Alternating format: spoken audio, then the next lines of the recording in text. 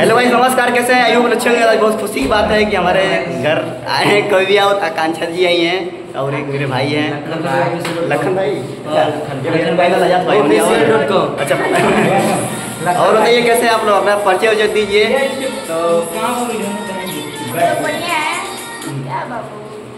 मेरा नाम ऑफिशियल कवि जैक है और ये लखनभाई.com। चलिए, तो लोग आए थे, हम लोग वीडियो बनाए साथ में अरविंद भाई सिंगर, तो आप लोग सपोर्ट करिए अरविंद भाई जी को।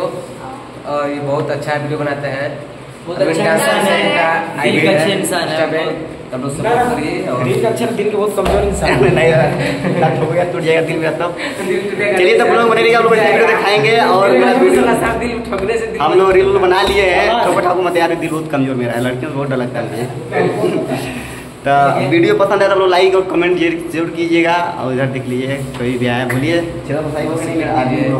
और अरविंद डांसर जी का अरविंद ब्लॉग करके इनका आईडी है, आप लोग दिए सब्सक्राइब कीजिए, लाइक कीजिए, शेयर कीजिए और ढेर सारा प्यार आशीर्वाद दीजिए। और आकांक्षा जी बोलेंगे तो सब्सक्राइब ढेर हो जाएगा मेरा चैनल। बोलिए आप लोग सपोर्ट कीजिए ना, सपोर्ट करिए